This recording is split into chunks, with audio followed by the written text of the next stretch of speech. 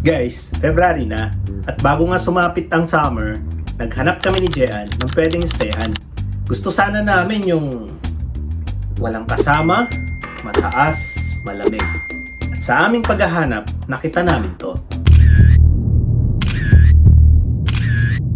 Pero bago ang lahat, tinignan muna namin ang comments at review. At ito ang mga nabasa namin. Sabi ni Jet, the best Airbnb I stayed at had a unique experience because of the incredibly beautiful view. Pasa pa tayo ng iba. Sabi naman ni Justin, truly an amazing place and one of the best and most unique Airbnbs we have ever stayed in. This should be on everyone's bucket list. Tara, puntahan natin.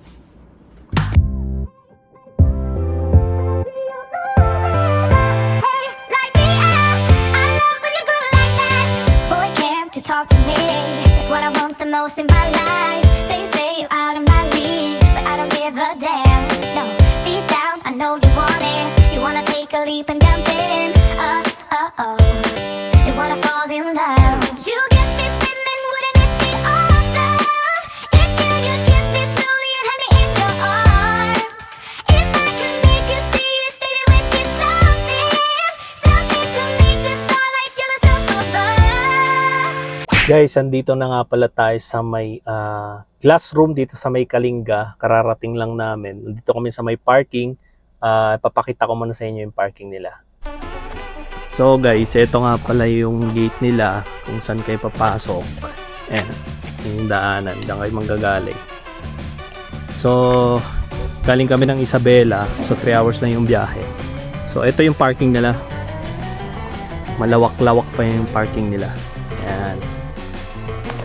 Space. Yan. Pangalan mo, kuya? Kuya Ruel. Nagtago si Kuya Ruel. Tapos yun, sasamahan tayo ni Kuya Ruel. Papasok dito. So, dyan tayo dadaan. So, samahan nyo muna kami. Ito yung lalakaran natin. Ilang minutes to, Kuya Ruel? Itong lakaran is 1 minute. Ayan. Hindi naman siya ganong matarik, guys. Ayan. Ooh. Ano naman yan, no? Dito pa lang sa paglalakaran yung ganda na ng view. Kaya ba ng motor to? Kaya, no? Mga naka-single motor dyan, kaya pala to. Ganda, lamig. O, yung sasakyan, guys, hindi pa pwede. Presko. Tapos may ilog sa baba. Alam mo yung vibes na dito ko pa lang sa entrance. Ang ganda na. Ano mo naman yan, guys? Wow. Siguro ito yung bahay ng may-ari ng... Hello! Good afternoon po. Ganda ng vibes dito. Uy, daming dogs.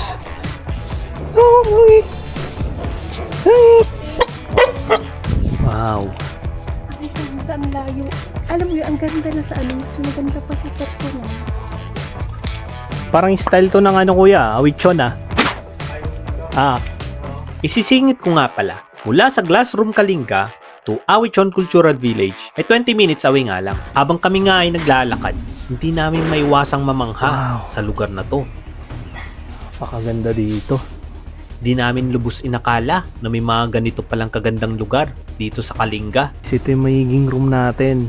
Tingnan nyo naman. What? Ayan, ito yung magiging room natin. Guys, andito na pala tayo sa may glass room dito sa may Kalinga.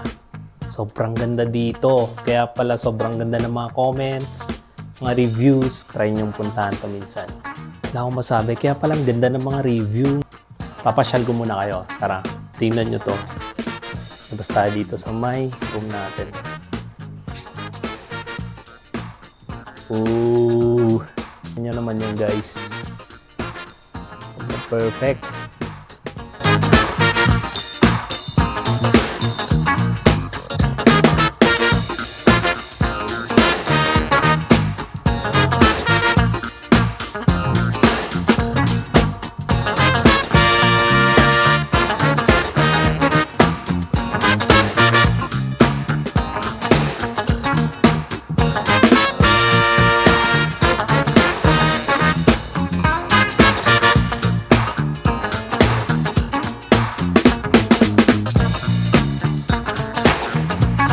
So ito yung buong glass room guys. Good for 5 packs.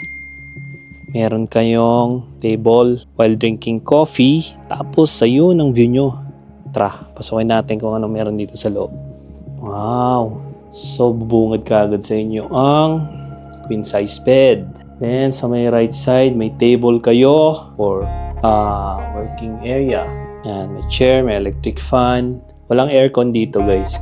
Then ang daming books. Sa right side naman, may extra chair and table ulit kayo dito.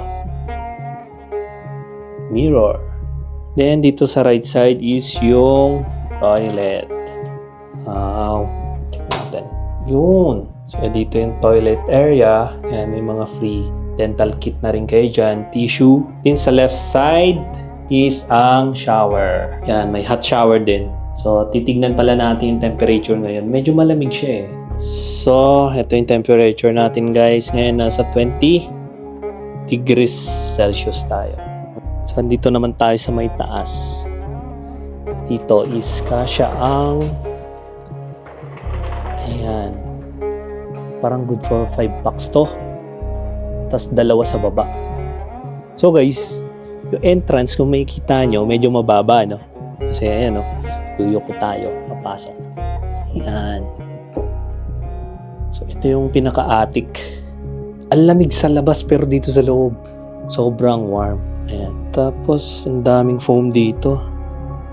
Sa 2, 3, 4, 5, 6. May 6 na extra foam. Then, yung mga pillow. Dito, kasya 2. Kasya 2. Tapos, tingnan mo yung view mo pag andito ka sa taas. Yan! Kung nakikita nyo yun, meron pa kayong view ng maliit na rice terraces. Then sa baba is river. Hindi ako nagkakamali, ay Chico River yan. Tapos tingnan mo na yung bundok guys. Grabe, paka-solid dito.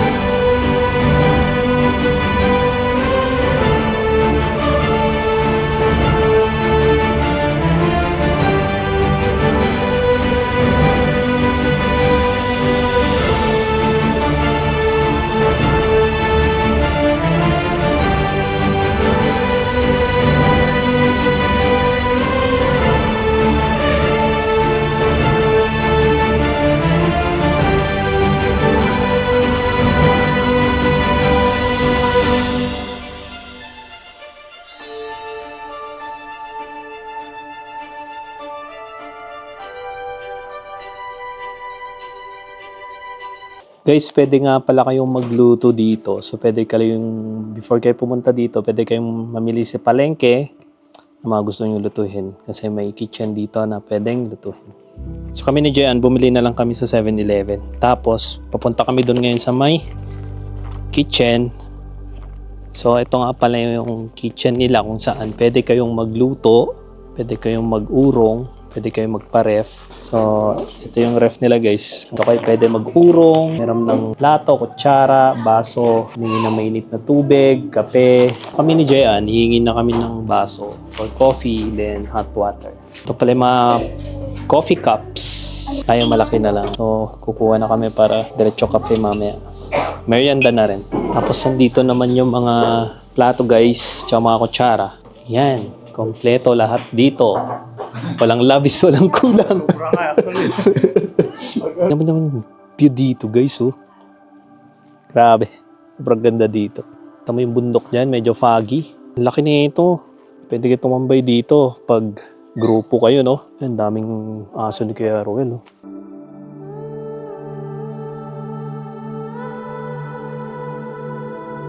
6 PM na ng gabi dito, so papainit na kami ng ulam ni Jean. Punta kami doon sa may kitchen. Lamig, grabe. Tingnan nyo, 6 PM na, pero foggy pa rin. Grabe. Wow. Wow. Grabe. Ang lamig. Ito yung view dito guys pag gabi. Alam mo, sobrang perfecto sa family, sa barkada.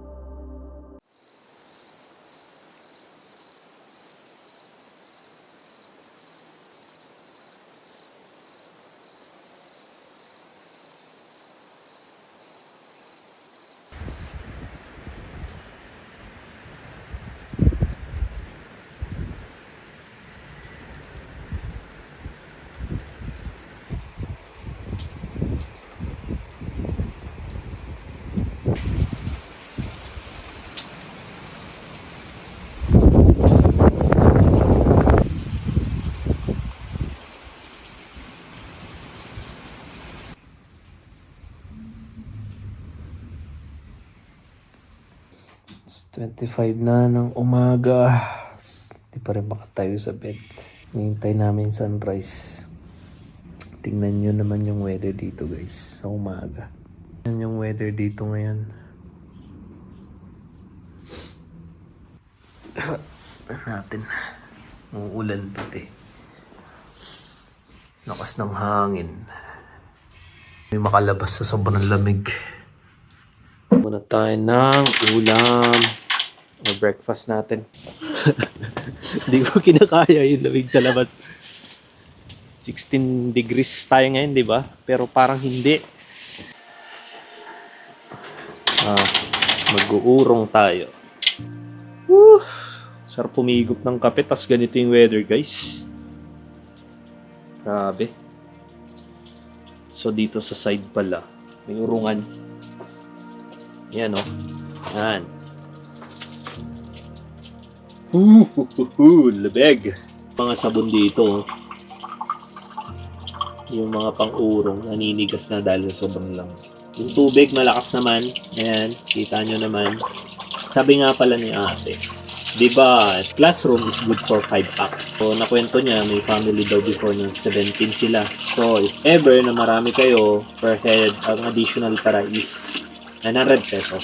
Capacity, 5 packs, 7 kayo. Dadagdag kayo ng 1.8. Pero okay na kung ganito naman ang weather. Yan naman yan, guys. Oh. Siya nga pala, sabi din, merong malapit na waterfalls dito. Diyan sa side na yan. Guys, kape muna tayo. Yun sana yung spot natin, no? Habang nagkakape. Elevation nga pala dito is 980 meters above sea level.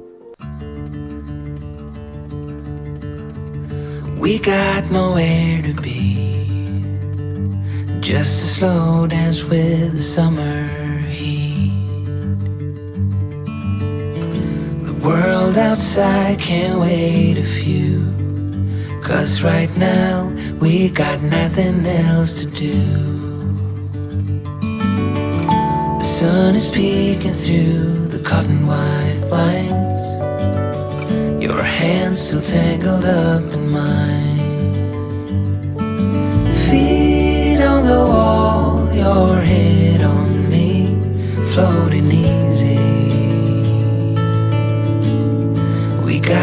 nowhere to be. Got nowhere to be.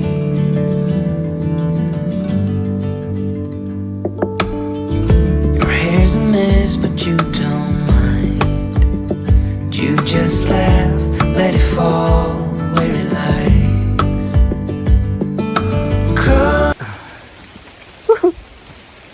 Ang lakas ng ulan. Pauwi na kami. Maaga kami umalis kasi yung weather ayaw na yung maabutan ng hapon sa daan. Dahil mafoggy pa. So kung pupunta kayo dito para mas masulit nyo, kailangan check kayo sa weather. Hindi kasi namin inakala na papagitna yung bagyo na nasa Mindanao. Biglang pumagitna. Tignan yung bunga ko. Nakita nyo ba yun? Umuusok. Woo! Adventure!